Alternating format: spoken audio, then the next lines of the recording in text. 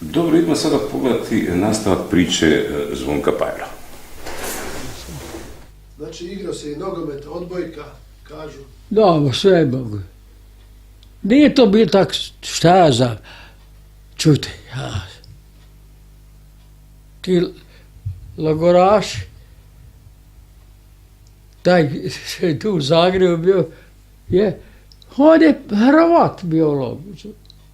A kažem, ako što si ti kao Hrvat, jebeš kao u Otlima kad podmeto minu pod vlak. Komunista bio.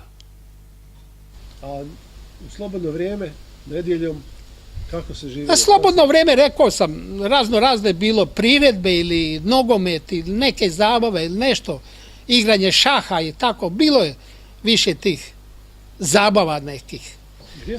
Gdje su se te priredbe odigravale? Gdje je bila prostor za Priredbe se održavale u stolariji, dole.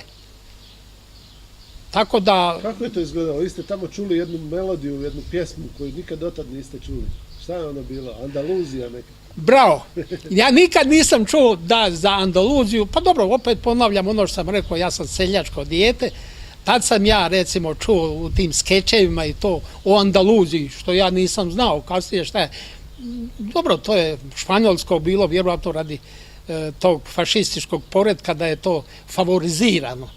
Kao tako i tako. Tako, mislim, u jednome skeču bilo to.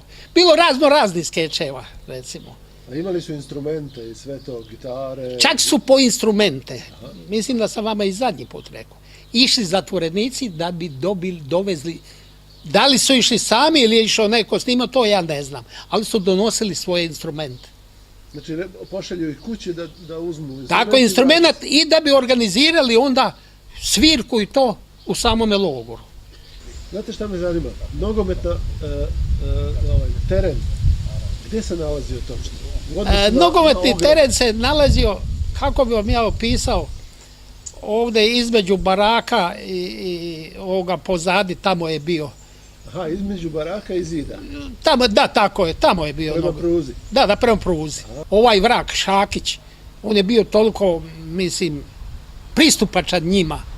On je, šta ja znam, taj nogomet i to baš forsirao, sa njima igrali ustaše i logoraši i tako, ko će pobijediti, ko će ovo, ko će ono, tako da nije tu bilo strave ovaj ili onaj, nego bio nogomet je nogomet.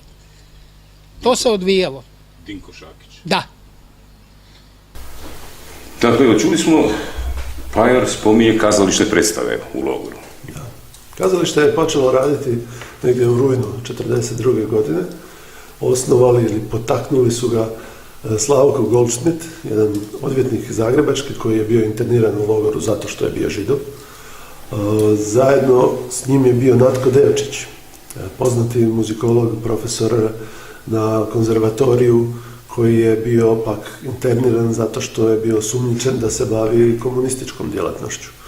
I oni su krenuli, znači, u organizaciju, pa i na poticaj logorske uprave u kojoj je tada bio Tomislav Filipović, odnosno Majstorović, poznati, o kojem se govorilo poslije rata. Međutim, po svemu sudeći, on je bio jedan od tih koji je i potaknuo zatočenike da se počnu organizirati u jedno kazalište amatersko, koje je izvodilo razne skečeve, razne glazbeno-scenske priredbe, pa su na kraju čak i napisali jednu cijelu operetu i skladali je na pijaninu koji je postojao u logoru.